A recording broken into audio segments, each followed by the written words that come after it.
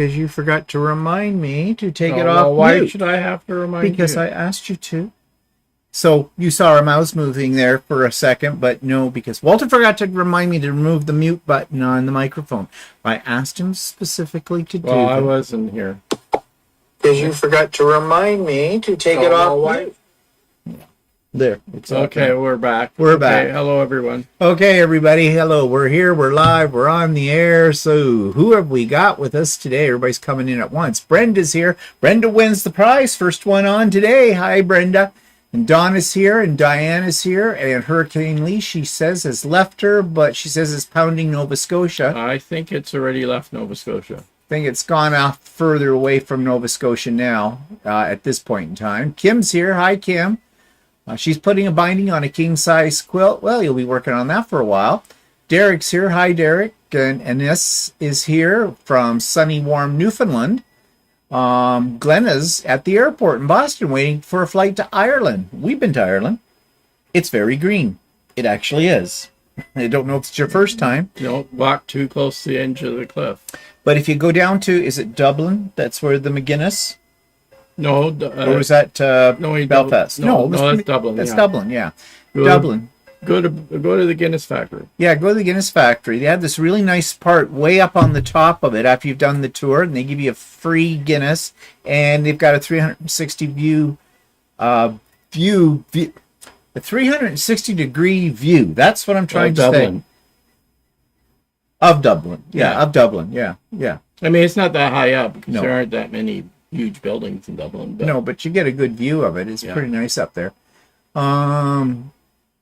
Let's see. Sue's here. Hi, Sue. And okay, someone new. Dudika from Grindley, California. Welcome. Andy's here. Hi, Andy. Yes, Sue, it is an amazing haul. I spent a lot of money. We'll talk a little bit more about that in a minute. More than even I figured I was going to spend. But, once you get going. Connie's here. Hi, Connie. And they're saying no sound, but we still have sound, right? Yeah, there's a bit of a time delay, but you should get sound any second here. I'm just going to check it on my monitor to make sure it's still working. Connie? Yeah. Yeah, so Derek, you should have sound now, Derek, because it's about a 10-second delay or so from us. So Connie, I think Connie's new. I don't know if I've ever seen you here before, Connie, or not. Maybe you've never been in the chat before. Suzanne is here. Suzanne's saying no sound. Yeah, that's because it should be there now. Derek says, okay, and Diane says no sound. Okay, that's because you guys were all delayed. You should, Glenna says no sound. Loud and clear now. Yep. Yeah, you guys are about 15 seconds behind what we hear, and I did forget to turn on the mute button at first, but it's on now, so everything should be fine. So Jeannie's here. Hi, Jeannie and Janet. Stephanie's here. Hi, Stephanie. I'm assuming you're still at your retreat, Stephanie, right? Glenna Miller says, my third time. Oh, your third time to Ireland. Oh, okay, so you're a professional. We've only been there once. Thank you, Connie. They're all Walter's Creations, the shirts. Rains twice in Ireland, once for 3 days and once for 4 days. Yeah, 7 days a week. Yes. Yeah, okay, I just had to think about that. Yeah. If I remember correctly, though, we had pretty good weather, I think, when we went. Yeah, actually. We did have some We rain. had a little bit of rain. Yeah, but it wasn't bad. That's quite... When did we go to Ireland? The year you retired, I think. Was it 2012? I think so. Well, God, it's 11 years ago then. Judy's here. Hi, Judy. And Kristen's here. Hi, Kristen. Yes, I'm usually here. My wife and I live in Tampa, Florida. Okay. Oh, yes. I remember now. Right. It's hard to keep track of everybody sometimes. Melissa's here. Marianne, she wrote something nasty, I guess, and then she retracted it. I don't know. Hi, Marianne. That's why it's so green. Yeah, that would make sense. Teresa's here. Hello, Teresa. And Shelly's here. Hi, Shelly. So welcome everybody that's here. And so let's talk about what I've been working on, first of all. And then we're going to talk about Purchase Walter made and what he's going to do with it. So I'm just going to switch the screen over here so you can see. So I finished the gnome table runner. It's all bound and ready to go. This is going to be a gift at Christmas time. I'm really happy with the way it turned out. It was an in the hoop design, and you can see it's all done in Tula. I finally found a use for Tula fabric in there, with the exception though of the outside blue border under the binding. That is not Tula. That was something else I found that I was that maybe the leftover, one of the leftovers from our shirts? Oh, that could have been. Yes, I guess it was actually. I did make a shirt. Yes, you did. For you. Yeah. So I'm really happy with the way it turned out. It's kind of cute with it. I think Tula lends itself to this pattern very nicely as well. And don't worry, if it looks a little wonky where you're looking, it's not. Those are straight. It's just the way I've got it hung up on the edge of the... Yeah, sure. It is true as I speak. There aren't any mistakes in this because you can't make any mistakes in it because the machine did it.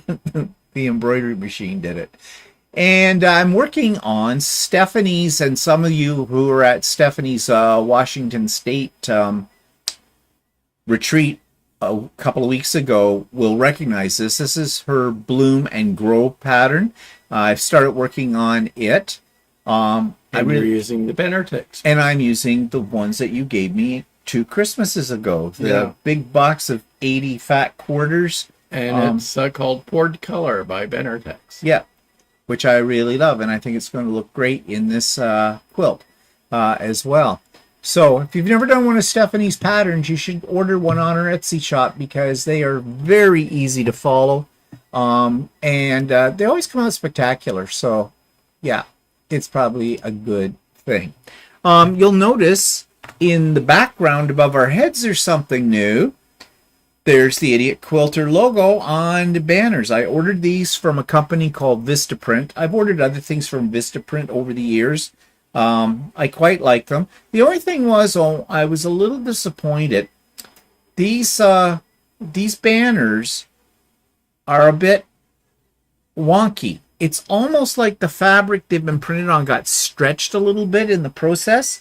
And see, when they design these are really designed to go outdoors, you know, because they have gormets in each corner and you to tie them down. And that would straighten out a little bit more, but I'm not tying them down. I'm just pinning them up. I actually tried to run an iron over them to see if I could get them to lay a little flatter, and it didn't really help. It is fabric, but I don't know what kind of fabric it is. In fact, at first I thought it might be a polyester, and it maybe is. But I didn't want to touch an iron to it in case it melted. So I put Walter's going to inspect now to give his expert opinion on what it is. And what it's a type of polyester. It's a weird, it is that weird. Yeah, but it seems to be heat resistant because I was able to iron it without... I started with a pressing cloth just to make sure nothing was going to melt. And I took the pressing cloth off and tried it on a couple of spots just to see. And it didn't melt, but it didn't flatten it either. So yeah, that stuff is hard to iron. I even gave it a good spritz of acorn pressing solution, and that really didn't do anything with it. I'm still debating whether I should write to the company and say this is not what I expected. I expected it to lay flat, but it might be the nature of the beast. Maybe because it's got gormets, and I don't know. But anyways, you know, it'll quilt out, as they say. I thought I'd get something like this because, you know, I watch other people's YouTube videos and they always have some little sign in behind them with the name of their YouTube channel sitting there. And so I figured I'd get on the bandwagon and give it a try. What are people saying here? Oh, Diana Miller from Texas is here. Yep, there was a ton of them. And... cute blocks. We'll have to check out Stephanie's pattern. Yeah, it's called Bloom and Grow, Kim. And Patsy's here. Hi, Patsy. M's here. Hi, M. Jenny's here from PA. And, oh, Philippa. Philippa made it. Hi, Philippa. I don't know, Philippa, if you saw So Chatty video that went up on Friday, your Saturday, with that, but I did mention you in the video because I found Fairy Frost. When Philippa was here, she was looking for Fairy Frost line by, I think it's Michael Miller. Or is it Robert Kaufman? No, I think it's Michael Miller. And I had some at one point in time because I really love that as well. But it's very difficult to get, even if they're, I don't even know if they're still manufacturing it. They may not have been. So I said to Philippa when she came to our place, I said, you want to shop my stash? I'll see what I've got left. Well, I didn't have that much. Well, I hit the mother load. If you watch that video, see what I mean, Philippa, from that Lens Mills place out in Cambridge. Sherry's here. Hi, Sherry. No, that's the problem, Inez. I would have liked to, but I have nowhere to like attach a rope to it and run it across with, every time I come downstairs, I hang myself. No, I would be afraid that if you iron too much that you might end up stretching it. Yeah, well, that's what I was afraid of too. Well, what you could do is, but I think you'd have to have it too hot, is put stabilizer on the back of it. I don't think it's worth it. It'll suffice right now. It's just I wanted it to be a little bit flatter. So I sort of have stretched it with the pins that I've put in it up there. And part of the other problem is, too, I can't really stretch it from corner to corner kind of thing, like diagonally, because I don't have any wall space for it. I got the smallest banner size they make. It was 1.7 feet width or length. No, I guess that's width. And 3 feet long. And it's still, because that bulkhead isn't as long as that. But, oh well, it will do. It will do. I'm just getting picky now. Should have just gone to a printer and printed it at a poster size. Well, I thought about making my own on my own printers and putting it together, but I thought that banner might be nicer because if we go someplace, I can take one of the banners. That's why I got two of them, too. I'm an idiot. Yeah, well, I don't need a banner for that. You'll tell everybody that. Denise says, looking at the banners from a distance, I don't notice the wonkiness. They look great. Yeah, they're not that wonky. It's just that there's a little wrinkly kind of thing in it. When you have something that has a wrinkle in it, it kind of bugs you. Yeah, it does. And it bugs me because those weren't particularly, well, they weren't bad price, but I think they were about $30 a piece that I paid for them. So Melissa says Fairy Frost is really hard to find. Yep, it is. Next trip, Philippa says, over. I will need to go on the road trip there. Oh, Philippa, you see, well, it's on the video. That Lens Mills, I mean, I don't like Lens Mills in Toronto. It's absolutely filthy. The one in Toronto. You come out of there, you need to have a hot shower and scrub yourself with a Brillo pad because that's the way it makes you feel. But this one in Cambridge, not so. It's neat, tidy, it's huge, and just aisle after aisle after aisle of fabric. I mean, if you can't find something you like there, you're not going to find it anywhere with it. Prices, there's no real bargains to be had. Per se, it's, averages about $19 a meter there. So, yeah, it's the same as every place else. But it's just the selection is incredible. Teresa says, too bad shipping is so expensive. You could send Philippa some Fairy Frost. Yeah, well, I'd have to take a small mortgage to ship it there, Teresa. Thanks for bringing that up and putting that in Philippa's head and then making me feel like I'm an asshole, okay, that I hadn't offered to send some to Philippa. Thank you, Teresa. Really nice of you to do that. I appreciate it. And I would send some to Philippa, but it would cost an arm and a leg, and I know Philippa realizes that. But thank you for bringing that up, Teresa. Did I tell you how much I appreciate that comment? Thank you. Kristen says, I still have over 30 yards of Fairy Frost left in all the colors. Whoa, you stocked up, didn't you, Kristen? Oh, Melissa, don't tell me to be nice to Walter. No, I think she's asking me to be nice to you. Oh, be nice, Walter. Oh, usually people are telling me to be nice to him. So Yeah, well, yeah, I am being nice. yeah. Believe it or not, he is. Yeah, because this is not as usual. Yeah. Um. Everyone, please, God, hit the like button. Okay, thanks, Melissa. Yeah, I forget that. Hit me up with some likes there. Hit us up, twice. Um. Yeah, the one in Cambridge isn't too bad. I mean, it's still kind of junky inside, Yeah, but they do have an online presence. I didn't bother to explore what they show online for fabric, but and I have no idea what they would charge if you ordered some and what they would charge to ship it to Australia. But you might want to check it out, Philippa. It's just do a search for Lens Lens Mills in Cambridge, Ontario, and you'll probably find their. I think it comes up with their main store when you do that, like their main website, and then you can go into locations. But I didn't look to see what they showed online as far as like ordering fabric or that. Well, maybe I should explore that a little further. Teresa says I might have to check out the Cambridge store. Years, decades ago, it was in business too, but it was more of a mill end store. It was a pretty grungy, gross mess. Yeah, that's the way the one is in Toronto. It's a gross mess. Diana says Lynn Mills in Guelph is great too. Yeah, I've not been to the one in Guelph. Uh, Kristen says, Stephen, please give my info to Philippa. Do you mean your email address, Kristen? I have a little trouble sending email to Philippa. Philippa, remember that problem I was telling you about before? With my server bouncing your messages bouncing back to me. I did send you a message and you may have got it. You'll have to let me know through my Gmail account. And I didn't get that. That didn't seem to bounce back.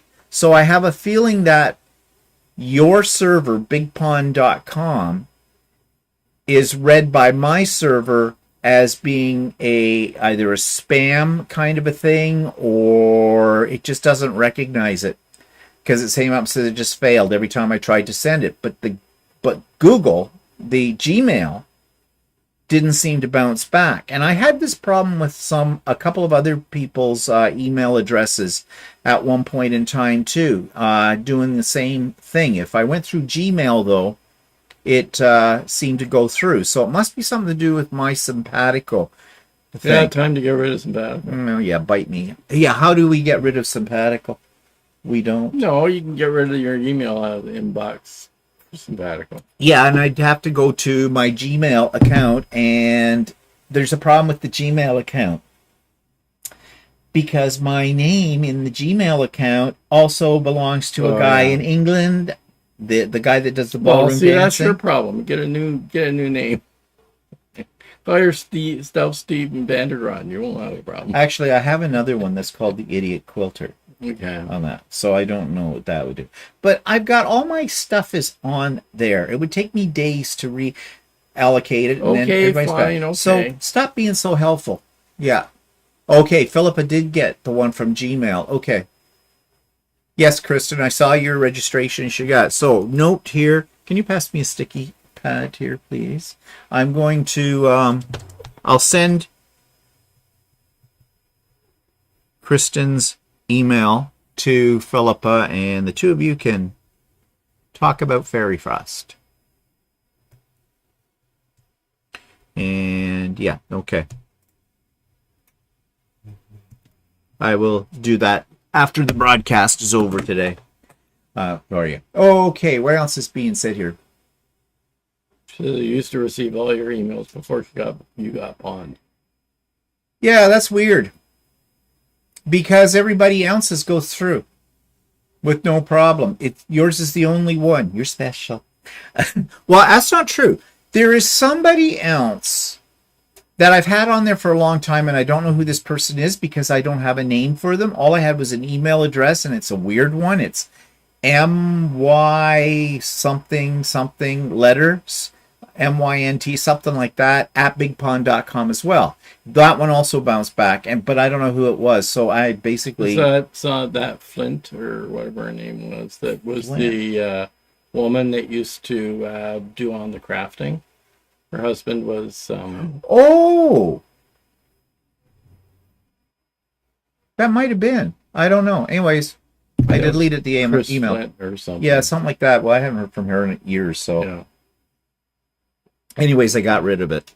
So just, my theory is that if the person really wants to get a hold of me, they'll send something through that. That would make sense because she lives in that area as Yeah, well. that's true. So, yeah, that may have been who it was. I'd forgotten all about that. Teresa says Lens in Woodstock is pretty good too. London is a mess. I guess it depends on who's managing them. Mona's here. Hi, Mona.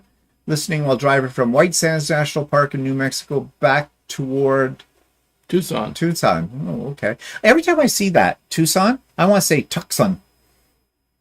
How do you get Tucson out of that anyway? So there's a C there. It's like the time we went to La Jolla. Yeah. Yeah, La Jolla, California. La Jolla. La Jolla. Kathy's here. Hi, Kathy. But anyway, so, yeah, spent a lot of money on that trip for fabric. But Walter bought some fabric, and he's going to show it to you now. Now, I did show it on that video, but he's got plans to make a shirt. Well, Steve got this. Steve got all this fabric from Lynn's Mills that was a steampunk style, and I saw it and I kind of liked it, and I might make a shirt out of it. I'm not sure yet. Yeah, I think that'd be a cool shirt. And so I got some of this, and I thought this would be cool. And so it's kind of steampunky. It'll look beautiful on me. Yeah, I'm sure it will. Are you making it for me or you? I don't know yet. Oh, yeah, I haven't made it yet, have I? No, well, that's true. Summer's gone, and we're in the fall. Unfolded it. Okay, now you can't fold it back up. Okay, so then I made, I also found, Steve found some Australian type fabric at the Dancing Stitches. Dancing Stitches.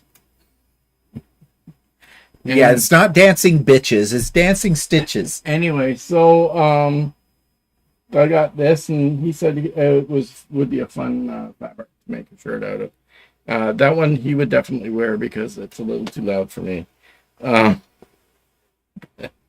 But yeah. So then I saw this other fabric that was kind of like masculine. And I thought, oh, I kind of like that. What are you implying about the ones I like? They're not masculine enough? What? It's got nuts and bolts on it. Yeah. I thought I really liked that, and I thought I could see myself wearing a shirt with nuts and bolts. Yeah, maybe embroider on the pocket, screw loose. Walter's nuts and bolts. He did buy some nut fabric too that I showed in there. Yeah, well, I didn't bring it downstairs. He's going to make a bag out of it or something. Nut sack.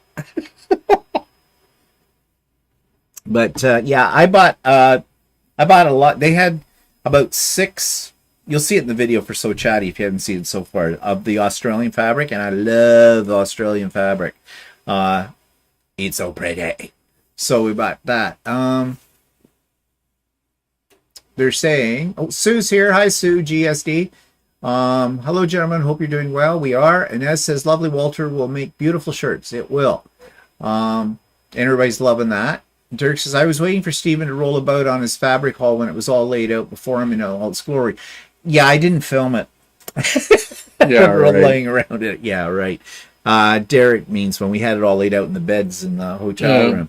So are you having trouble? Yeah, I am. I have to fold this properly. Well, you're not doing it. I know I'm not doing it. I'm just going to roll it up and deal with it later. But Zella's here. Deb is here. Is the nuts and bolts fabric for your long sleeve shirt, Walter? Yeah, I'm thinking of making it a long sleeve. Inez says, great he shed shirt. Yeah. Yeah, so we bought a lot of fabric with all that. We'll come back to our little trip on that in a second, though. So, just a reminder, last week we didn't have it because Stephanie is at her retreat. We were in Cambridge and Stratford, but this week we're back on track. There will be a sewing with Stephanie and Stephen on Wednesday, 9 a.m. Eastern Standard Time. Be there, be square. Whatever. That's coming up. And speaking of retreats, I just thought I'd give you an update because I've sent some things out about my retreat, which is October the 21st. I just sent out yesterday an email to all of the people, minus the blacklisters, and you know who you are, that about registering early. I'm doing this in two stages. For those people who came to the retreat in the spring, I have given you first go at registering for the fall retreat. And so you should have gotten an email yesterday, Saturday. I've already had 23 people register. I can handle 92. Okay, just to let you know. I have given those people until the end of September before I open it up to the general public, and I'll be opening it up to the general public on October the 1st. If you were one of the people that attended last spring, and you did not get that email, send me an email. My email address is in a new spot now on here. Remember, if you have to click on the About tab in the videos or on my channel, and that'll take you in and you will see where my email address is. It probably will not appear immediately. You have to click on it, and then it's going to ask you if you're to make sure you're not a bot, and you know, the standard kind of thing for security that most websites do these days when you get into it.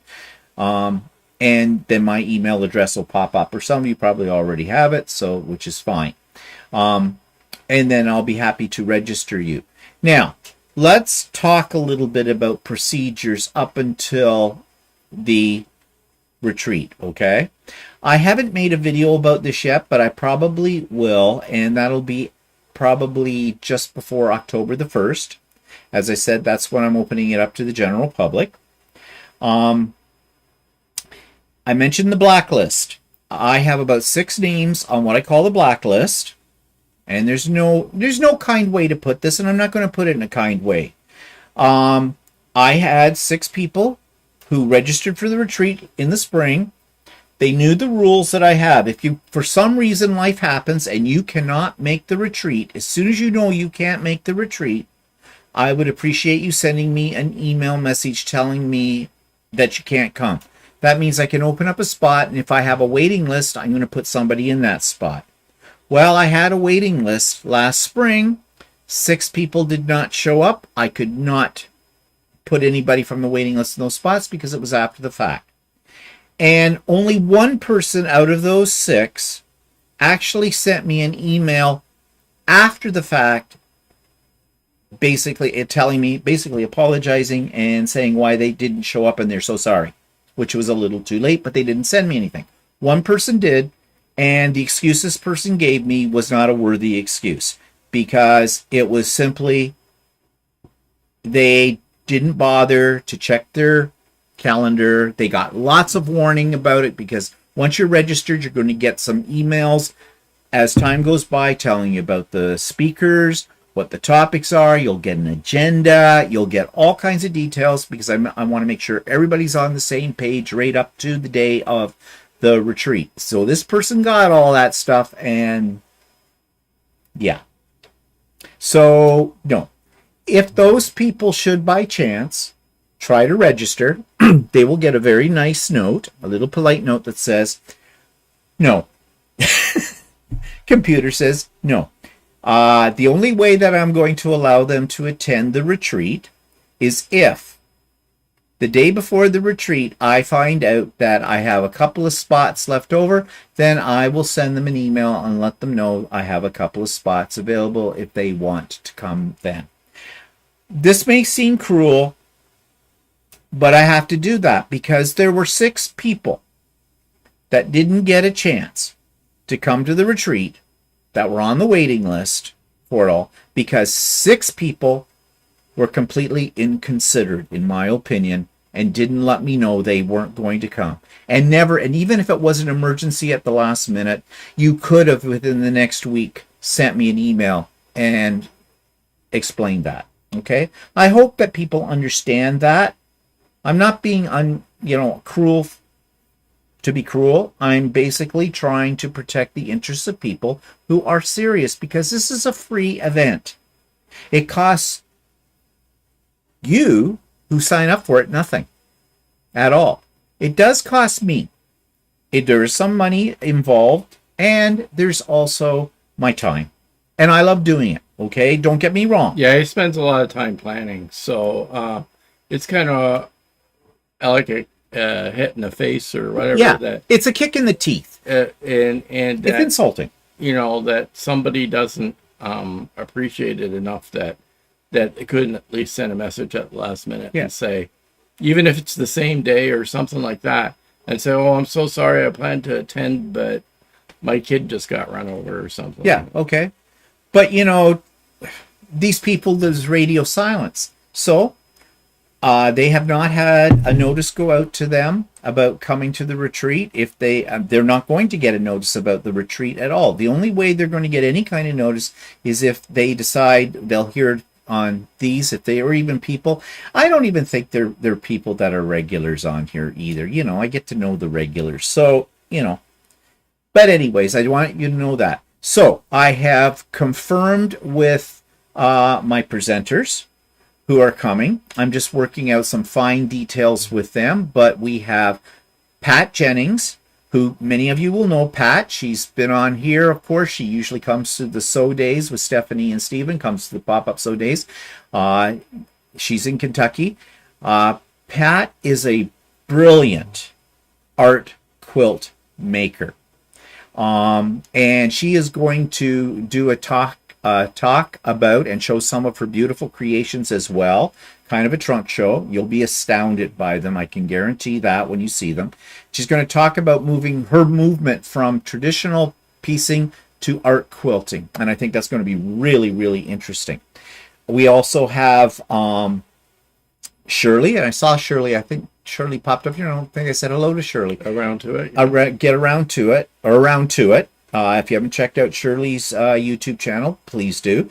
Shirley is a genius when it comes to using technology to do things with your quilting. And she's going to talk all about that. Again, it's just showing you moving quilting into the 21st century. And I know some people think using technology is cheating. And I say, bull roar on that. You use, do you still go out and do your laundry on a rock by the riverside and bang it against it? No, you use a washing machine. That's technology. So if we have the technology, we should be using it because it's not going to go away with that. So Shirley's going to talk about how she uses that, and that's going to be great. And then we have Shannon Way, and Shannon is from Slay Arts, and I'm sure many of you are familiar with Shannon. Shannon is the foundation paper piecing supreme, and she's going to talk all about that. Recently, she has been she announced that she is going to become a certified instructor for Legit Kits, and I'm sure many of you know what Legit Kits is. It's right now probably the top of the foundation paper piecing industry, and Shannon is a delightful person. And if you don't know Shannon, in the show notes below you will find a link to her YouTube channel. Do check her out. I think she's at the retreat with Stephanie right now as well. So 3 fantastic speakers, but I don't have speakers that are going to take up all your sewing time. And I think I saw somebody asking, just see here. I thought somebody had a question about what is the retreat all about. Let's see. I'm just looking here. I saw something. Great shape fabrics. I'm dying. Love your fabrics. I won't be. Teresa can't make the retreat. She's got knee surgery. Well, good luck with that, Teresa. We'll miss you. But there'll be another one in the spring. Randy's here. Hi, Randy from Daytona Beach. Melissa, no email. That's because of Melissa, you didn't come to the spring retreat. You will be getting an email about it on October the 1st. Okay, this is the early registration. This is for people who are at the spring retreat only. Hello, Gail. Well, Philippa, I'd like to say yes to that. Is there an early registration for special friends? But no. Sorry, I got to keep it fair. Okay. In fact, this is the first time I've ever done an early registration for people who've been at the previous one, because this is what, the sixth retreat I think I've had. Yeah. We'll have. And a lot of the people that were at the spring retreat have been to the other retreats as well. So I thought, those people deserve to get something a little special. So that's why I'm doing that. But I don't think it's going to fill up before October the 1st. I think there will be still lots of room. Okay, so not to worry. You'll get a spot. Denise asks, this is it. Is this retreat like an open soul day? Is it more structured with specific projects? There are no specific projects, so in that sense, it is like an open soul day. However, it is structured. There is an agenda, which once you've registered for it, you will get a copy of the agenda with a breakdown of time, because you might not be able to be there all day, or maybe you have something else you have to do for an hour or two, so you'll know when the speakers will be on. When that happens, I do have prizes as well, lots of prizes that I give out at random. So yes, it is more structured than a pop-up sew day, okay? But there aren't any specific projects to work on. You bring whatever you want to work on. And the guest speakers are a little bonus here as well, okay? Yeah, Melissa, I quite agree with you. It is bad form. Kim says, I'm bummed as I really want to come to the retreat this time, but booked my first long arm rental that day already. Your retreat sounds so fun. Very nice for you to do it free for your subscribers. Well, Kim, what can I say about that? You're going to miss a great time. Now, something else that I do with the retreat is the night before, on the Friday night, the retreat's Saturday, October 21st, starts at 8 a.m. in the morning, runs till 5 p.m. Eastern Standard Time. But you don't have to come at 8. You can come because you're pre-registered. Your spot is reserved. Okay, so if I know some people like Brenda, who's way out over on the West Coast, it's 3 hours difference to my time. So for her, if she wanted to make it at 8 a.m., and we know, Brenda, you will not make it at 8 a.m., she'd have to get up at 5 a.m. for that. And the same for people who live the other way as well, different times, just a little later. You can come and go as you please. Your spot is guaranteed once you are registered. And I send you back a confirmation email as soon as you've registered. I put you on my list and I send you a confirmation that includes the Zoom links, because there's something else going on as well. There's the Zoom link for the day, and there's a Zoom link for Friday night, October the 20th. Walter and I always have a icebreaker cocktail party. Bring your favorite beverage, bring your snacks, whatever you want, and for a couple of hours, we sit here, we might play a couple of games, depends, whatever, and just chat. And the whole idea of it is, because not everybody knows everybody else that are coming to the retreat, it's a chance for you to get to know other people and to get comfortable with it. And plus, if you're somebody that's new to Zoom, or somebody that's not that comfortable with using Zoom, you get a chance to practice. Yeah, to get the practice. And having said that, that's very relaxed that night. The whole thing's all very relaxed, really, except for me. I'm going like crazy. I have 3 computers going out once on the day of, on the Saturday. But on that Friday night, you will see Walter and I will probably be enjoying a charcuterie and booze. Of course, booze makes things a lot more fun. At least it makes me more fun. Maybe. I don't know. Yeah, whatever. Walter did his famous eye roll, which everybody just tickle pink when you do that. You just keep them in the eyes, just giggling with your cute little face. I'd like to take your little face and never mind. So we do that for a couple of hours. And and you get to meet some of the other people. Now, not everybody can make it to the icebreaker party, okay? And that is fine. And some people like to sew during it, and you can do that as well. You can organize your underwear drawer if you wish during it. It doesn't matter to us, whatever. But I just find it creates a nice atmosphere, gets people really into sort of the mood of what we're going to do the next day. So, yeah. All the details about all of this with the Zoom links, the whole bit, will come to you in an email right after you register. You'll probably have it within 5 minutes after I get your email that you're registering. But of course, for those of you that weren't at it in the spring, you won't get that. You won't be able to register until October the 1st. Okay? And I'll keep you posted on all my videos about how we're doing, any updates I want to give you about the procedures, everything like that. So don't worry. I make sure everybody's on the same page. Okay? It just makes my life easier and your life easier as well.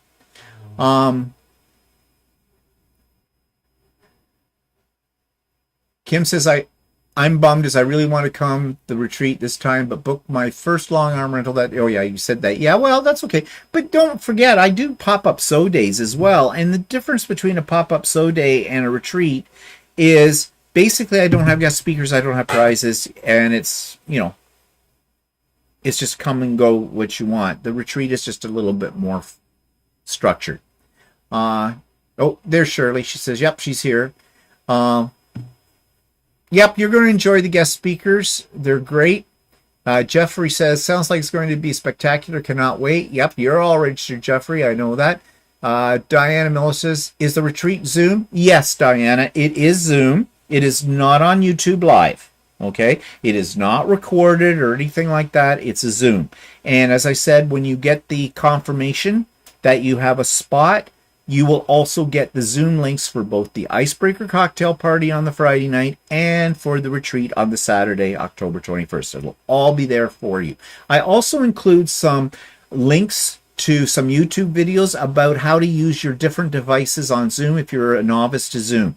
So you may want to look at those in advance of, if you're a little unsure, if you've not done Zoom before, or have done it very infrequently. And I have videos there for how you do it on your laptop, whether it's a Windows machine or a Mac, how you do it on an iPad, an iPhone, an Android phone, or an Android tablet as well. And there's links to those videos on YouTube which will help you out. Melissa says, I'll watch for it, thanks. I'll be in the woods doing my first 50K that day. Oh, okay. Judy says, where is the retreat located? In Canada, US. It is in Canada, here where I live. Why does it make a difference? But with Zoom, it doesn't matter. Yeah, why'd you ask that question, Judy? Just out of curiosity. Because with Zoom, it's doesn't matter where you're located. Yeah. We're at Eastern Standard Time, right? Mm. Yeah, that's the one thing. Keep in mind, everything is in Eastern Standard Time. So right now, the time is here 4:43 Eastern Standard Time. If you're out on the West Coast like Brenda is, it would be 1:43. If you are in the East Coast of Canada, it would be 5:43, unless you're in Newfoundland, and then it would be no. They're a half hour more. Oh yeah, that's right. Yeah. Remember the old things on TV? Eastern Canada and Newfoundland is an hour and a half ahead of us where we are. So Central Time, I think it's 2 hours difference. You'll need to go onto Google and say, okay, if it's 8 o'clock a.m. in Toronto, what time is it here? And Google will tell you. Okay. That's the right company spot. No, Philippa is intending to do an all-nighter. Okay. Lots of special coffees to keep me awake. Sherry Cook says, I want to come this time. It would be my first time. Well, you'll have a blast, Sherry. I can tell you that. Okay, Judy. Yeah, it's a Zoom. Inez says it's 6:15 right now, so it's an hour and a half ahead of us in Newfoundland. Judy says, senior moment here. Yeah, I have those a lot. So anyways, speaking of retreats, I don't know if you've seen Stephanie and Shannon's announcement, but they're having a retreat as well. It's going to be virtual. It's not until the 14th of January, but their registration opens up on October the 1st. So you might want to check that video out. Stephanie and Shannon both just posted those yesterday, I believe, on Saturday. If you're interested. Now, those ones are project-based. There's two projects, one in foundation paper piecing and one in traditional. and I believe there is a charge for it. It's $20 US for it. I'm going to sign up for that one. Yep.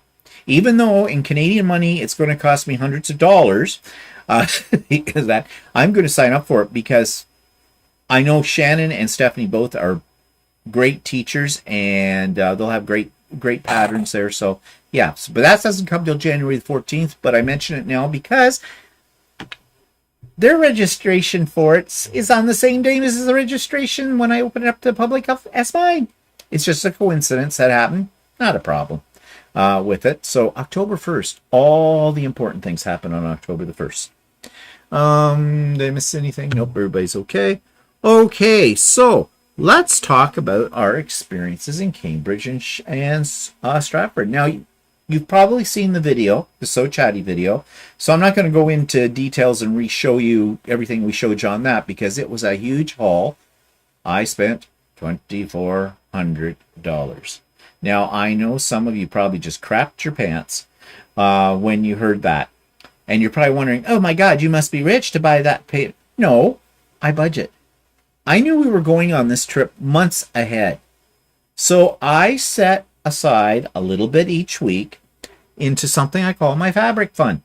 And that's how I can buy that because, well, I'm a saver. So I had the money for it. And I didn't, though, really. I knew I would probably spend, I was figuring I'd probably spend about $1,500. Yeah, I was out by about $1,000. But there was just so much to pick from in the four, and we only went to four. That's three. Four. That's it. The other one finger. That's me. We only went to four places. But if you're in Stratford, Ontario, do check out Ye Old Fabric Shop. You won't be disappointed. Huge. I mean, just so much fabric in there. And they've got a couple of sales rooms. That's why I talked about, I bought the wide back. And then, of course, there was the ugly fabric room. Yeah. Oh, it was on sale. Pocket lining material. Oh, God, it was just, that's why it was on sale. And it was on sale for, I think, what, about $12 a meter? It's inside bag material and pocket lining. It's okay, Stephanie. Don't worry about it. But anyways, yeah, that was great. There's another store. It's called the Quilt Place. We've been there before. It's a cute little store. The selection isn't bad. They have a lot of boutiques and things like that. The only thing is that I didn't really see much in there that I wanted. I'm always looking for something unique. Yeah. And I didn't really see anything.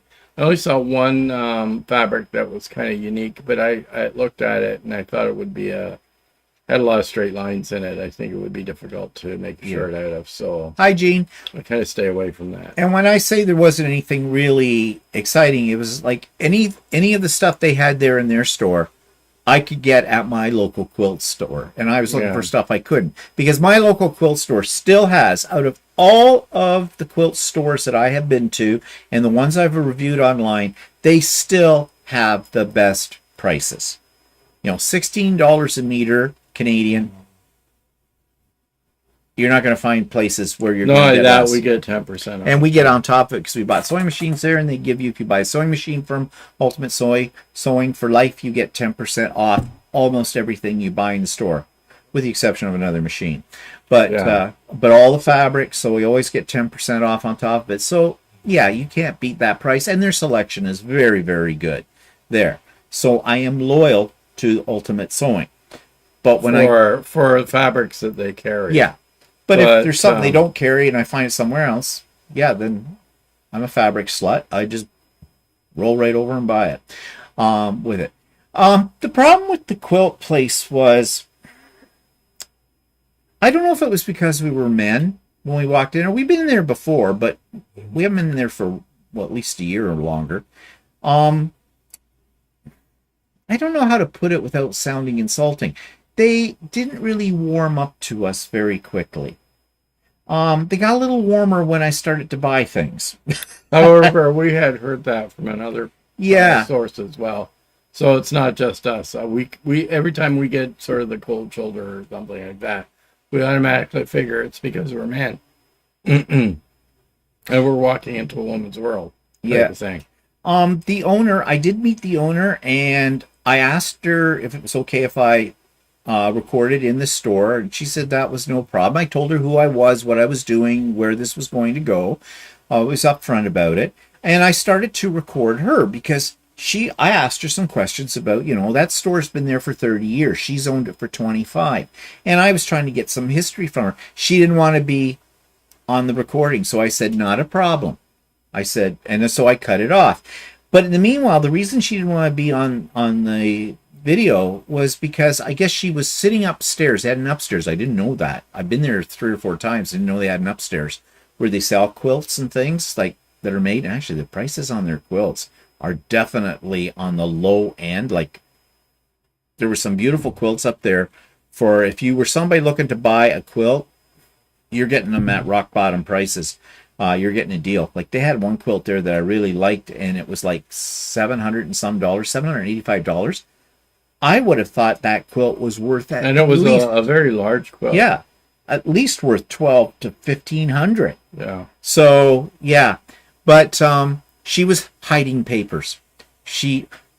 My camera wasn't focused on her paperwork, and even if it had been, I'd have to get way down here to look at it. But she was a little paranoid about that, so I said no problem. But then it was funny because when we were checking out, and she must have heard the cash register, she comes downstairs and is going ka-ching, ka-ching. So, well, thank you. Yeah, I bought a few things there because I felt that I should. But what I bought basically was just, I bought a pattern, or a kit actually, I think it was, and I bought some shiny fabric that looked like might be good for Christmas. But that's all in the video. Now, Lens Mills, as I've already said, blows your mind there. And I have to say, too, the staff that work there are extremely helpful. They know where everything is. And your mind will be boggled. You'll get in there and you go, I don't know where to start in this. You could literally spend a good half day, several hours or more in there, just going up and down the aisles of the fabric to get a feel for it and then deciding what you want. The poor lady that was cutting my fabric, I just kept piling the bolts on her cutting table. It took her a while to cut. Said to her, well, I'm giving you a workout today. But I did spend $850 at Lens Mills by the time it was done. But I kept seeing stuff that, did I need it? No, it's never a need. It's always a want. Yeah. And I don't apologize for that at all. Then we went to this place, and this was the coolest stop of the day. And not because of their fabric selection, but because of the lady who owns it and her daughter that co-manages it with her. It's called Dancing Stitches, as we mentioned before, where Walter was showing you the Australian fabric that I and the nut and bolt fabric I got there. Yeah, the nut and bolt. Their prices are about standard, but we talked to the owner for probably a good half hour more, and I should have got it on video, but I didn't. They're so friendly in there. They just make you they make you feel at home, and they do a lot of stuff for the community too. Like they have we call it drop-in sew days every week, and they have a nice classroom where they have all these. They're Bernina dealers, so they have all these Bernina machines set up. You don't have to bring your own machine. You don't have to bring your own machine. You can use their machines for sewing, and they teach all kinds of classes. They also have drop-in sew days where you can use their equipment, and they're just a very friendly place. And fun. They were fun to talk to as well. I could just see going to if they lived closer. Yeah. If they were a store that was closer to here, we'd drop in there on a regular basis. Yeah, for sure. With that. So if you're in Cambridge, and it's easy to get to, it's right off the 401 down sort of the main drag through sort of it's really not the downtown of Cambridge. It's more or less, the big box stores and a shopping center and things like that. They're actually in an industrial plaza. Yeah. So, but A little strip plaza. A little strip plaza. And they do have some unique fabrics there that they carry. Yeah. They also have sewing classes for people that will teach them anywhere from quilt making to garment making. So that's kind of interesting as well. So, and they gave me freebies. Like, we're standing there talking, and she says, "Have you seen this?" And she pulls out this 505 glue stick. Now, everybody knows 505 is a spray basting. Well, they've just come out with this glue stick as well for fabric. And she says, "Oh," I said, "No, I haven't seen that." She says, "Yeah, it just came out. We just got them in." So she says, "I'll throw that in your bag for nothing with it," which was, that was really nice of her to do that. But yeah, they were nice to talk to. And we went back the next day because I bought that Australian fabric. It's in the video. You see all of that. Then Walter says, "Well, that would make a good shirt." So I said, "Well, we can go back." It's like they're like a kilometer and a half away from where we're staying, the hotel. Like I said, easy to get to.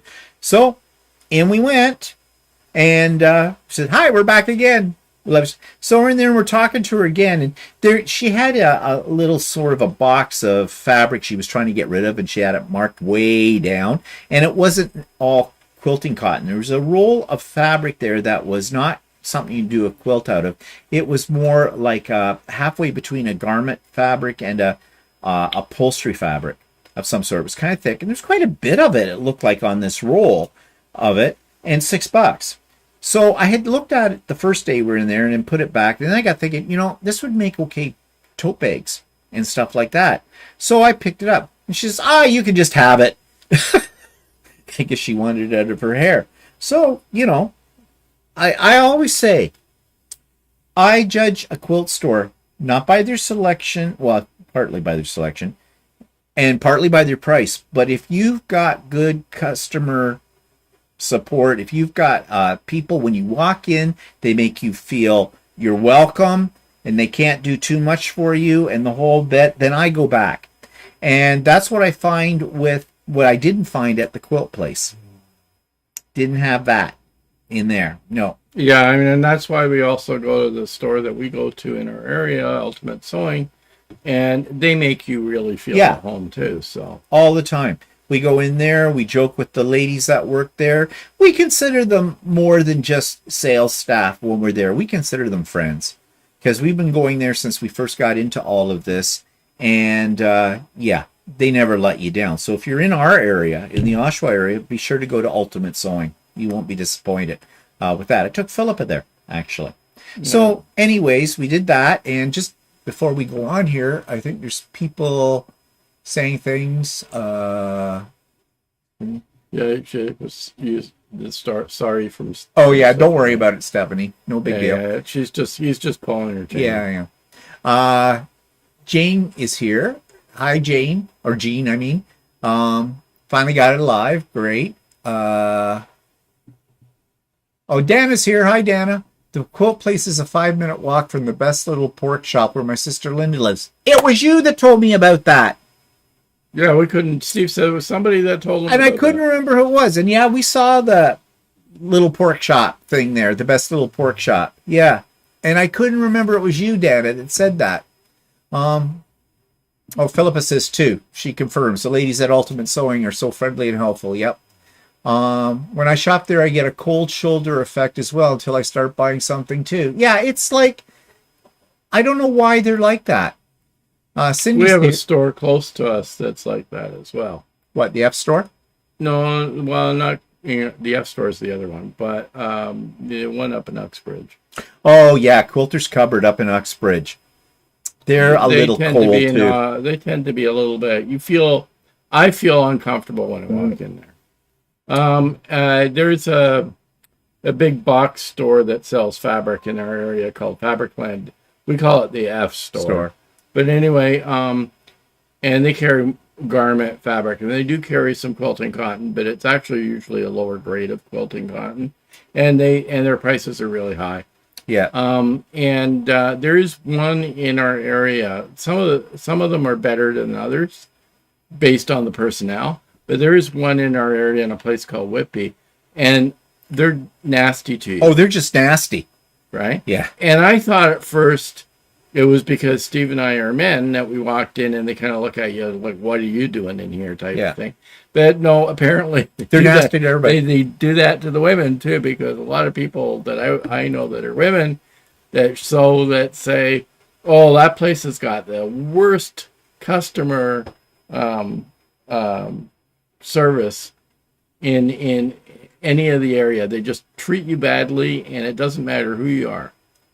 And the thing too is, this is a big store, and it has more than a couple of employees, but all the employees seem to be the same, which would suggest to me that whoever manages that store it does not treat their staff well either, and this might be a reaction to that comes out to the customer. Because you show me a good boss, someone who makes their employees feel like they're valued and the whole bit, and you will find employees who transfer that over to their service with their customers as well. So yeah, we don't go there. Very rare If occasion. I go to a fabric land, I'll go to the one in Oshawa. I've never really had any problems with them. They're a little nicer there. The staff there have always been pretty friendly. So yeah. Derek says, I kept being asked at UK Festival of Quilts whether I was a husband who was being dragged around the stands. Many people still don't expect men to be quilters, even though loads of guys were there. Yeah, I know. But that's not just in the quilting world. That used to happen to me in the crafting world too. Oh, yeah, that used to be worse in the crafting Yeah. world. Oh, they were snotty bunch of bitches. Yeah, I mean, you walked into a store, and any store, crafting store, and the whole store would go silent, and all eyes would be on you. And it was like, oh, are you here for buying something for your wife? Yeah. Or are you buying something for your wife? No. I got to the point where it just went, there was one store, it's not in existence anymore, and this is many years ago when I was into paper crafting and scrapbooking, actually, in the first couple of years when I started into scrapbooking. We went to this store in the town next door to us, and it was like we walked into the door, and you heard the needle on the old phonograph going across, and everyone's silent. What are you all doing in these parts, partner? And one of the women walked up to me and says, so, can I help you find something? Are you buying something for your wife? No, she's standing right here. No. I said, no, I'm a scrapbooker. I'm happy. Thank you. I'll ask you if you have any questions.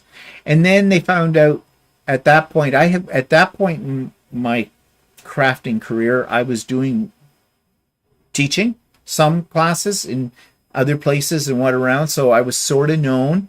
And yeah, when they saw what I bought, it was sort of like, ka-ching, ka-ching, ka-ching. They suddenly warmed up again. But yeah, there's no need for that. There's lots of men that do this kind of a thing. It doesn't matter who you are. You're a customer. Yeah, you want to make money? You should treat everybody the same. Yeah, exactly. I mean, it's just good business sense, really. You never... Oh, crap. Why did that... fart. I always get this thing, and then I can't get it off the screen. Oh, come on. Anyways, I'm trying to... I don't want to report anything. I don't want to pin anything. I just want out of that. Thank you very much. Do you have a escape key? I don't know.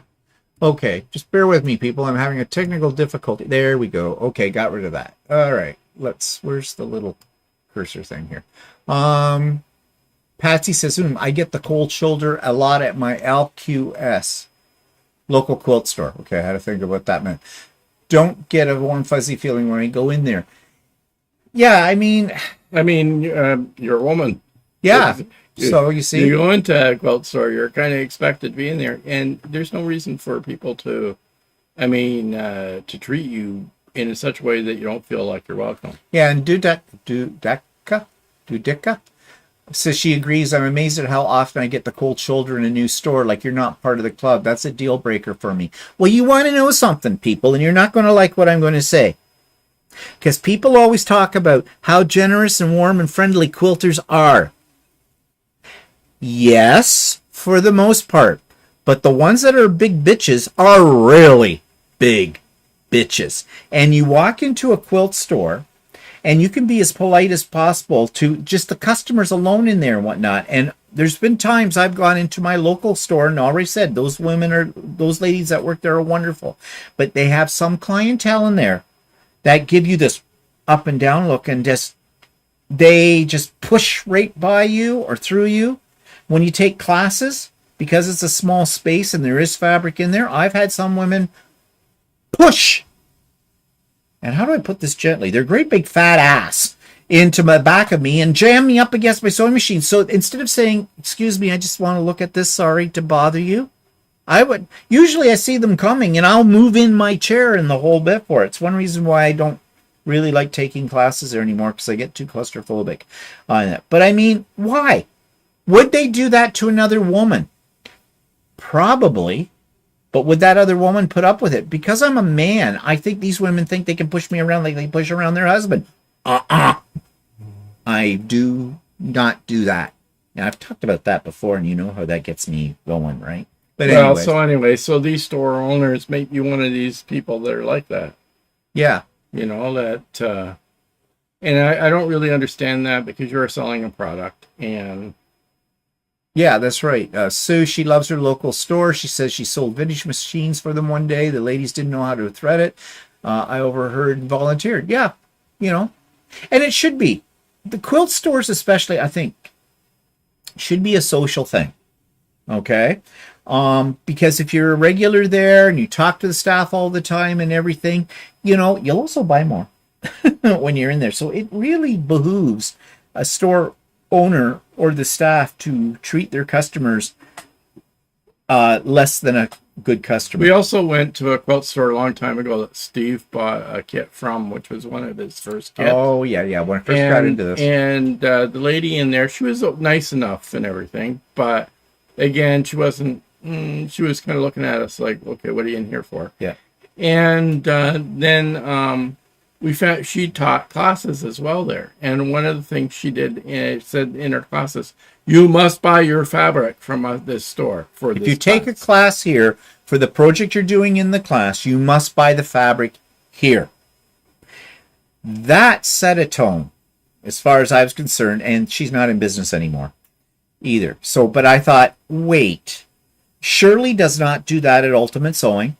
She says, I would like you to buy your fabric from me. But you don't have to. But you don't have to, because, as she says, lots of people have stashes, and you want to pull from those stashes for your thing. She knows enough. She's a lady that's been around a long time.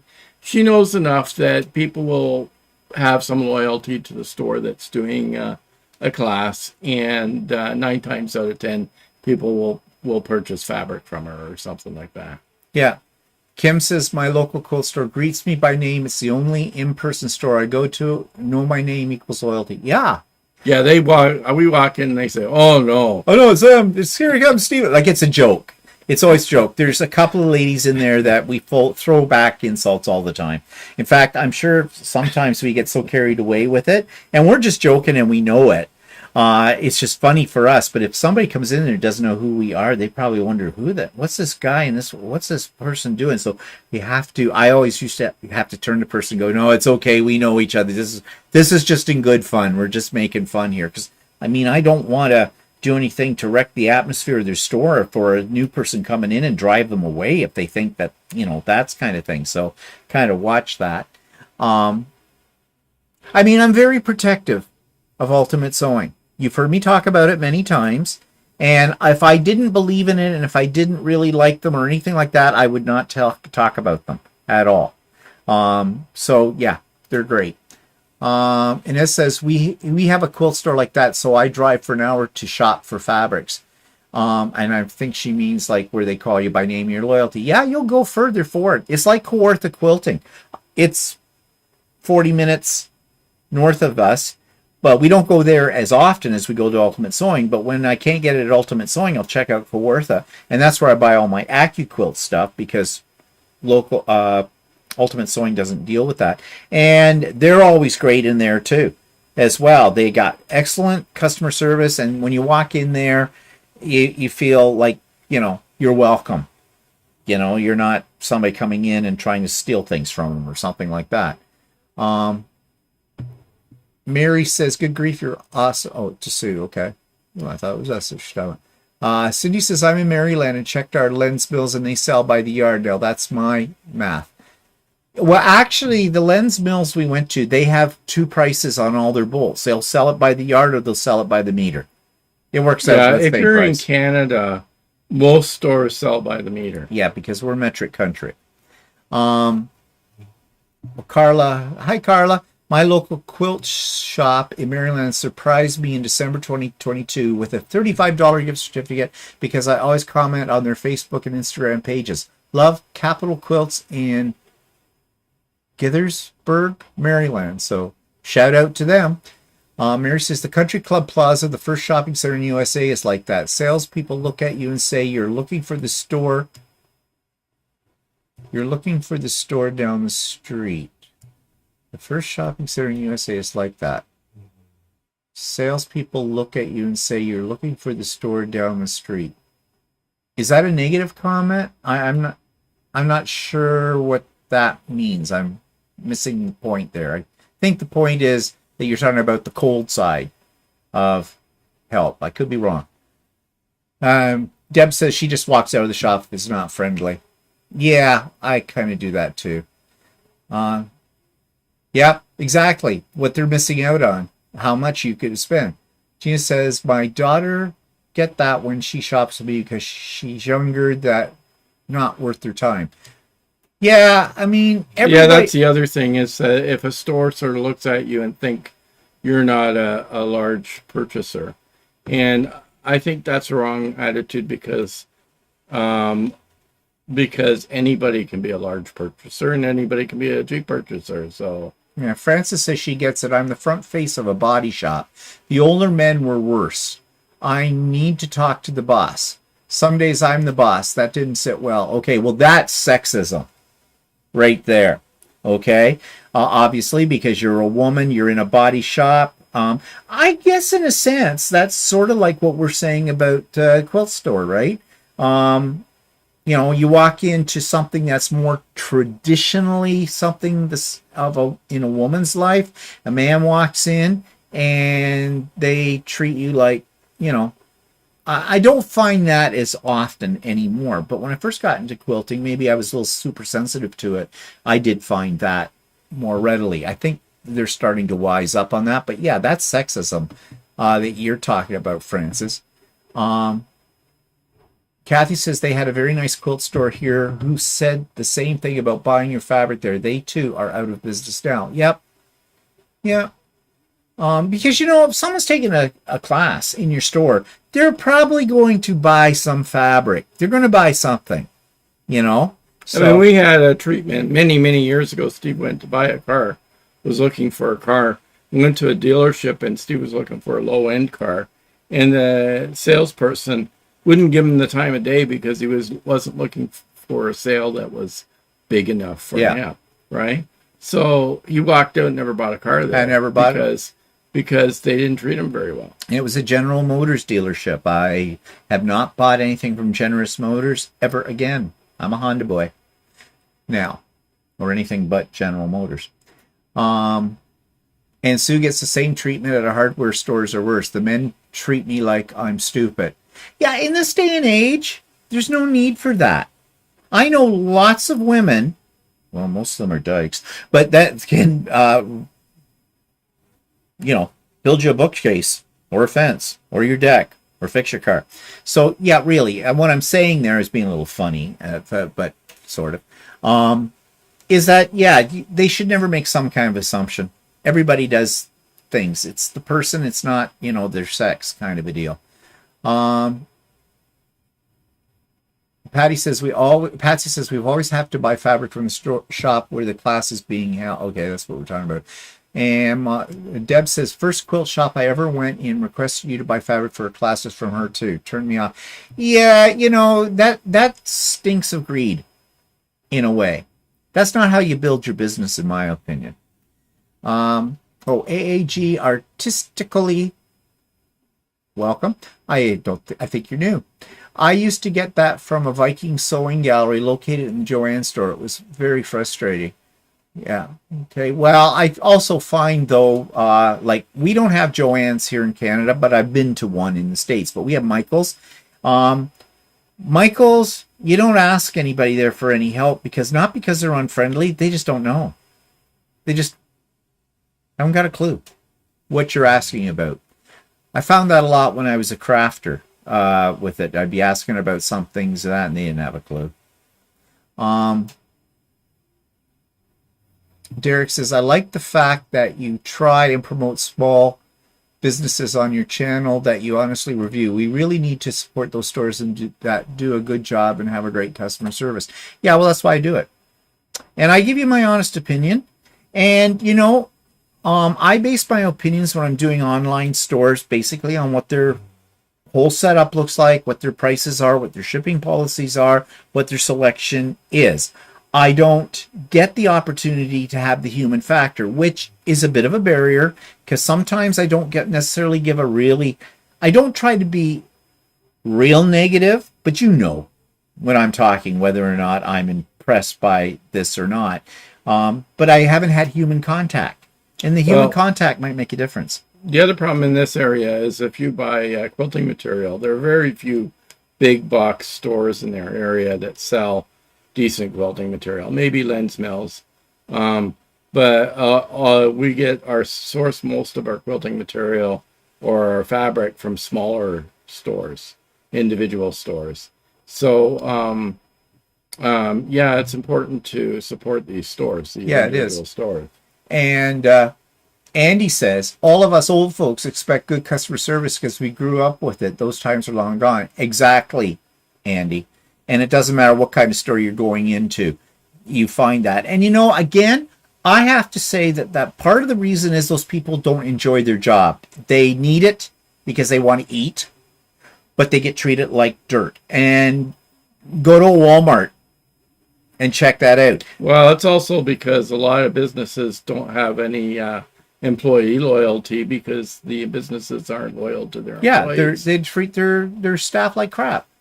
Denise says, I have a lot of local shops in my metro area, but I drive to one that's not close to me because their style fits me and the owner knows what I like. It tells me when she knows I'll like something new. Yeah, that's good customer service. I'm just looking down here.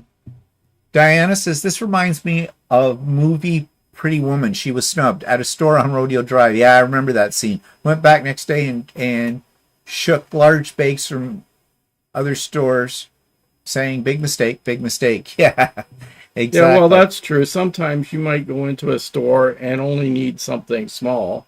Yeah. Right? And then if you get poor customer service, you might, for the small thing that you're buying that might be a low ticket item, you get poor customer service from that store, you may not go back if you want to buy a bigger ticket item, right? So let's say you go to a sewing store and you're looking for something small, and you get lousy customer service from that sewing store. When it comes time to buy a sewing machine, you may not go to that store again, type of thing. Yeah, exactly. And if you got good service from that store for the small item that you purchased, you get a good feeling from that store. You feel good about that store. When it comes to time to buy something that's a bigger ticket item, you'd have more of a tendency to go to one of those type of stores that gave you good service when you were buying something that wasn't worth a lot. And the thing is, if you've had a good experience at a store, you're going to tell somebody else about that experience that may have never been to that store, and that might bring them in some more business, like what we're doing right here. You people have already listed a few places you really like on here, and somebody out there, when this goes up on YouTube, they might be in that area and they've never been to that place, and you may have now just driven them some business because of what you have said about that on here. And it works in the reverse too. When you tell somebody I won't go there because of this, well, if this is a friend and they respect your opinion and the whole bit, then they've lost another potential future sale, that store, because of the bad service they gave you. So, you know, word of mouth is the best advertising for a place. Teresa says, I made a guy in a woodlot laugh. I broke through a step at my parents' cottage with no tape measure around it, took out a few sheets of paper and made a template. He got it right the first time. Yeah. And NS says, oh, my, you were so right about Michaels. The staff really don't know anything. Had that experience last week. I couldn't believe it. And Teresa says, our Michaels, you have to have a search party to find staff. That's true too with it. We were just saying this when we were in Cambridge. There was a big Michaels store there, and I don't go into Michaels anymore because I don't do crafting. So I haven't been in a Michaels for a while, but I'm sure things haven't changed.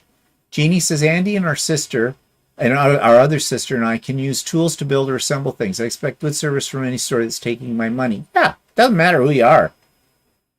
You know, you're a potential customer, you're going to spend money. AAG says, after that experience, the Viking Sewing Gallery, I started buying my machines from my local dealer that I've been going to for 17 years now. They truly treat you like family and are just amazing folks. Yeah, that's exactly back to Ultimate Sewing that we get too. But talking about customer service, okay, got to tell you this story. We went to the Keg, which is a steakhouse restaurant in Cambridge. You've heard us talk about the Keg before. It's probably our favorite restaurant for that kind of thing. And we decided we'd go there for dinner. Well, we had this young lady who was our waitress. She was as bubbly can be. In fact, just a little bit too bubbly, if you know what I mean. She was just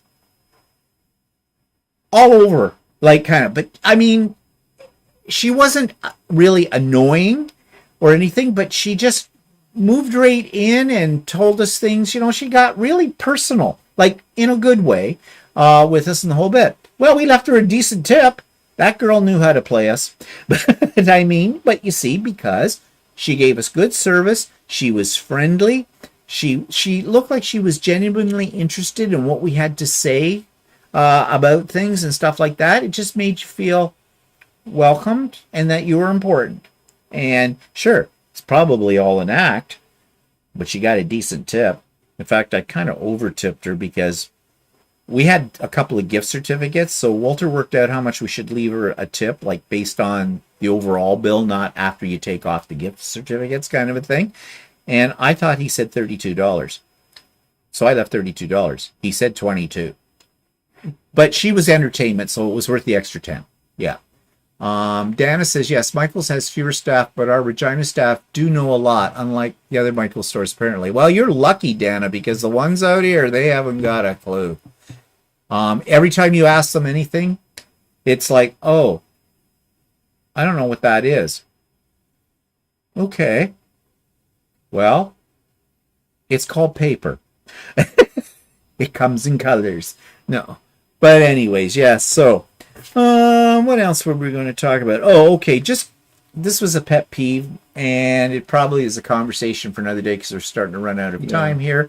But you know how we talked about one of those apps, what's ours called? Neighbors? Nextdoor. I always get it mixed up. Anyways, the ones where, you know, supposedly you can build community online. Most of the people do nothing but whine. Well, lately what a lot of the people seem to be doing on this is running GoFundMe campaigns. Some lady's dog died, and she couldn't afford the vet bill. So she's running a GoFundMe, she says. And other ones running GoFundMe like I need to buy my kids new clothes for school. Yeah. Okay. Like it seems I like didn't see that one. Oh yeah, that was a few weeks ago before school went in, and that like I need some help with this because they all have like a con story, and that's what I call the con story because I don't believe.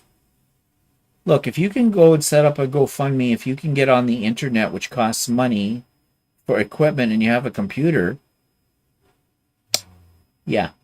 Maybe you can't afford to get stuff for your kids because you're over extenuated, which happens to be for a lot of people with the interest rates going up. But anyways, I just thought I'd bring that out there as food for thought. Melissa says, next door is a bunch of adults in middle school mentality, not all but good. Yeah, you're right, Melissa. It's incredible what these people will bitch about or what they put up. Everything from reminding people that it's recycling day tomorrow. Bring your green bucket back in after it's been picked up. There's this one busybody that does it all the time. That's what Walter said, that's what they should call it. Just call it busybodies. That kind of thing. Like, oh, I saw a cop car racing up the street one day. Anybody know what that was? Yeah. Yeah, Dara, you're right. Fresh donuts. No fun. There would be no fun. Me is out of control, but it is perpetuated with people who donate to those campaigns. Yeah, there's a lot of suckers out there, especially in our country. We have services, okay, for things. So, and a lot of times you see the same ones over and over. There was one. Yeah, actually, there's one on next door that's constantly looking for stuff, and I think she's not working or something like that or whatever, and she's constantly looking for a handout, and it's gotten to the point where people have been ignoring or have been directing her to charitable society where she get like giving her all kinds of options that she can go to for the help she wants from these other people. Did I miss your comments about your hotel experience? Oh no, that was something we were going to talk about. Okay. So we're in this one. We've stayed at this place before. Cambridge Convention Hotel, Conference Center or something. It's just off the 401. It's nice enough place and everything like that. And I did show you what the room looked like in the Chatty video if you haven't seen that yet. But we did run into some problems at first. So I got the TV set on and I've got the remote control. Yeah, the first night we were there, we had dinner. Actually, we had dinner in their restaurant. And then we went upstairs, and Steve wanted to watch TV. So he turned the TV set on. It came on and everything. It wasn't particularly the best quality picture. But yeah, it was a hotel room. It was more modern TV, but it had low definition. Yeah, okay, get to the main point, though. Anyway, so he went to change channels using the up and down channel selector. On the remote. And it wouldn't budge. It wouldn't go.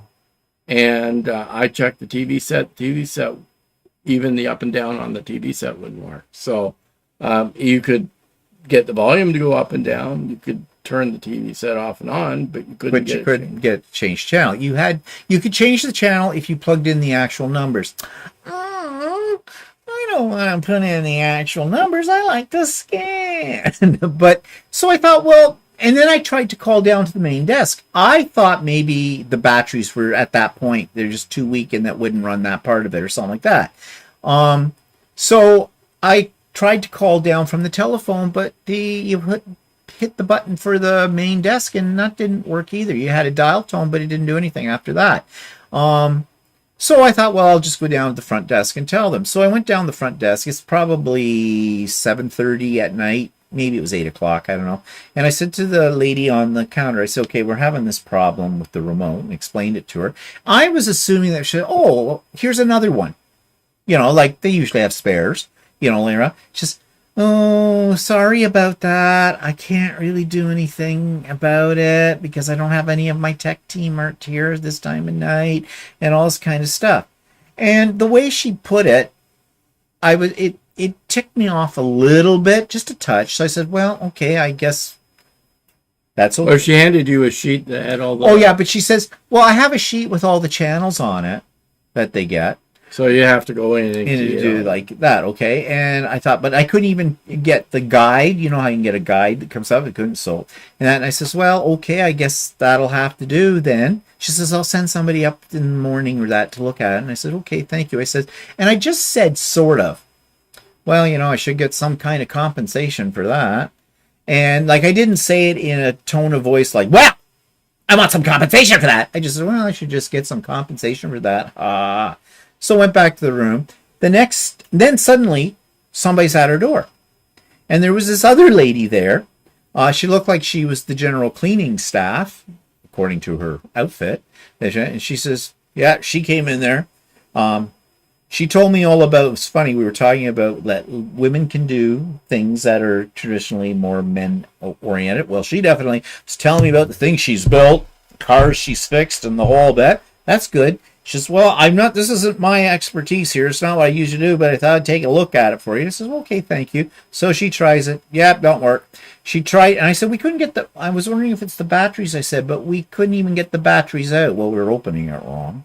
She figured that one out real quick, and she says, nah, she says, there's something definitely wrong with it, but she says, okay. She's a nice lady, very friendly. Anyway, I said, well, it's okay. I mean, first world problems, right? And I told her about the phone as well. And and then I didn't realize we had a second phone in the room. There was one over on the desk area, and I was trying the one at the bedtime. So we tried the one on the desk. It worked. I mean, it wasn't like I said, it's not a big deal. It's not like I need to call down to the front desk while we're here or anything. It's, fine. So the next day, we'd gone out, went back over to that Dancing Stitches shop, so while we get that fabric, and we came back, and there's somebody in our room. Well, it was the guy who looks after tech stuff, and he's trying to fix it. And he says, yeah, he says, no, definitely something wrong here. He says, we'll have to replace the TV set. He said, I said, well, we're going out now. So he says, yeah, we'll get a new one up here while you're gone or whatever, not to worry. And they did, and it worked with everything. Well, when we got the final statement of our bill, they actually did compensate us for that. It said it right on the bill, compensation for remote and TV. It was 20% off our bill. That was pretty good. Yeah, because we had another couple of little minor problems that really weren't a problem, but it looked like they were trying to fix something at some point in the bathroom, and there was a hole in the wall underneath the counter of the bathroom, and there looked like there was a plate that should have gone over that hole but hadn't been put back on. No big deal. It wasn't in our way. It wasn't causing us any grief. But there was this stuff in the bathtub. Near the drain, and looking at it and going, I don't want to touch that. Do you want to touch that? Do you think it's wet? Or is it dry? What do you think that is? So finally I touched it. No, it was like a resin. I think what they had done was there were plastic pipes, and they must have resealed the pipes or something and used that glue that they use. And somebody must have, for some reason, put something in the bathtub, and the resin got in there. It didn't get washed off, and it dried to the tub. I mean, it didn't affect us in any way. But at compounding that with the remote control, I was beginning to think, okay, this is why this room was only $150 a night. Because I said, well, what do we pay for this? Because he made the arrangements. And he says $150. And I went, holy crap, that's actually cheap. I think they were fairly full with a convention of teachers. No, when we arrived. Retired woman's teachers. Kill me now. So we may have ended up in one of the rooms that they don't rent out as often. Well, maybe. But anyway, it was clean otherwise. Like, I mean, the room itself was clean and everything was clean. Yeah, it was. Yeah. Other than that, the mark on the bathtub and the TV wasn't working properly. So yeah, but you see, this goes back to what we're saying about customer service. Okay, I was a little put off when she handed me a sheet with the things on it, but they went to work on it. She said, we'll send somebody up in the morning and get that straightened out for you, and they compensated us for it. So my opinion of that hotel went up because of customer service. So there you go.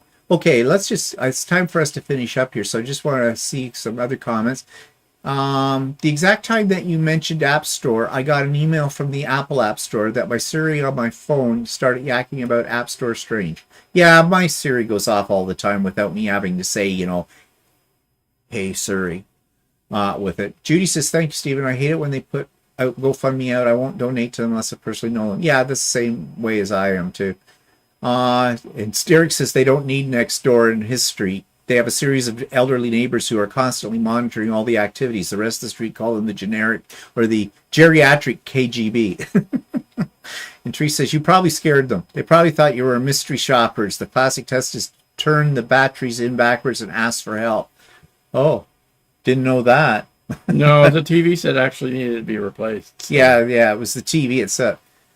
So yeah, you too, Brenda. So we're gonna go. Thanks everybody for joining us today and whatnot, and check out what we put up next week. And if you haven't checked out the So Chatty from Friday, do, because you're going to see the whole haul and you're going to see the stores. I took video inside the stores, and I think there was a couple of clips I left out, but I'm going to put them on the Idiot Quilter episode this week for you as well. Okay, everybody. Want to message? Okay, Siri's been recording this, and it still is. Everything I've been saying. All right. Okay. Have a great what's left of the weekend, everybody. Have a great week, and we'll see you later. Say goodbye, Walter. Bye.